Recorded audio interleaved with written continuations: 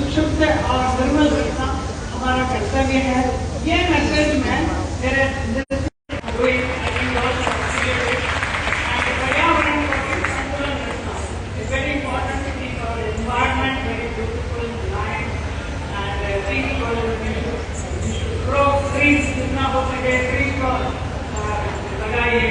All these things are very important which I am saying through my dance वाले द्वारा ये सब कुछ मैं लोगों से सोचता हूँ। मुझे बहुत भाग्यशाली मैं हूँ कि मुझे ये सब करने का अवसर मिला है। तो बहुत बोलिए थैंक यू सो मच। धन्यवाद।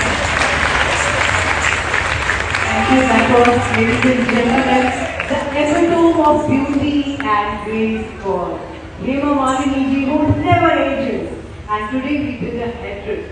और इसी बात के साथ मैं आपकी सूत्रधार नीता वाजपेयी और मेरे सह सूत्रधार आदरणीय करण जी की तरफ से आपका धन्यवाद करती हूँ। और सुनील राणे जी यहाँ पर आ चुके हैं।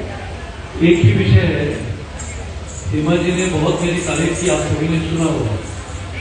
आज मैं मेरे पत्नी को कह रहा था कि हेमा जी का ये भाषण सुन के मुझे अच्छा लग रहा है, क्योंकि 20 साल पहले आपको याद होगा मैं एक कार्यक्रम में हेमा जी को लेके गया जो बरली का हमारा इलेक्शन चल रहा था, और मैंने कहा कि मैं उम्मीदवार हूँ हेमा जी, आपको वहां पर महिलाओं के लिए भाषण करना है। करीबन 1000 महिलाएं लाला कॉलेज के ऑडिटोरियम में उपस्थित थी, और हेमा जी ने मुझे कहा कि आप मुझे लिख के दो क्या क्या पॉइंट है। तो मैंने हेमा जी को लिख के दिया, तभी वो बागबान पिक्चर रिलीज हुआ था। और वैसे तो हेमा जी को और लोगों का ये संबंध ना शोले से पहले से, तो इतने साल के बाद जो पहले बार राजनीति का भाषण करने के लिए हेमा जी उस ऑडिटोरियम में आई, लोगों ने स्वाभाविक रूप से हेमा जी आई, भाषण शुरू हुआ और अचानक भाषण समाप्त हुआ और उन्होंने कहा, आपको याद होगा आपने कहा कि सुनील जी ने मुझे इतना ही लिख के दिया है, भाषण समाप्त। वो पहला भाषण था। और मुझे याद है 2014 में मैं इनके घर गया, तो हेमा जी ने कहा चलो अपने को भेजा है मथुरा। तो मैं भी आता हूँ मथुरा, लोकसभा का पहला इलेक्शन था और हम मथुरा पहुंचे।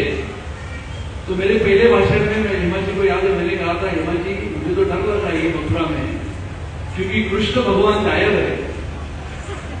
नहीं बताओ ना बोलो। और मैंने पहले भाषण में मथुरा में कहा कि हेमा जी डर लग रहा है, यहाँ पर कृष्ण भगवान की नगरी है, गोकुल है, वृंदावन है, ठाकुर जी का ये भव्य ऐसा रूप है, लेकिन यहाँ पर कंस ही कंस है। और इतने कंस थे कि एक समय ऐसा आया 10-15 दिन के बाद कि हमें लगा कि ये चुनाव हम नहीं लड़ते तो अच्छा होगा, लेकिन हेमा जी डटके थी। उन्होंने, मेरा तो हिम्मत निकल गया, मैंने कहा ये तो वातावरण खराब दिख रहा है। हेमा जी ने कहा नहीं, हम आए हैं लड़के जाएंगे और जीत के जाएंगे, और 2,80,000 से हेमा जी आगे भी करेंगे और उठेंगे। तो इसके लिए ये तीसरी बार मथुरा जैसे क्षेत्र से चुनाव जीतना आसान नहीं है, और इसलिए हेमा जी तीसरी बार सांसद बनी, लेकिन अपनी कला जो हृदय में है उस कला के माध्यम से ये पुनः सब युवक और युवतियों को तैयार करना, बहुत ही हिंदुस्तान की संस्कृति और परंपरा का काम करने वाली हमारी आदरणीय पद्मश्री हेमा जी को जोरदार तालियों से हम स्वागत करते हैं। और वर्षा रानी को मैं कहता हूँ कि हेमा जी का वो स्वागत करें जिन्हें जाना अपनी एक मूर्ति देवी माँ की हेमा जी को प्रदान करें। और आप विचार करो, इतना भव्य मंडप जहां पर देवी दुर्गा ने महिषासुर का वध किया, और उसी के सामने हम सब की, पूरे देश की ये नृत्य नाटिकाओं में से आगे चलने वाली सबसे बेस्ट, जिसको हम कहते हैं कि सबसे पहले जिनका नाम आता है इन नृत्यों के माध्यम से, वो है हमारी आदरणीय हेमा मालिनी जी। वही वहां पर खड़ी थी। ये एक भव्य योग है। मैं जिन्हें झाला जी की जोरदार तालियों से परम भूषण जी को भी धन्यवाद देते हैं।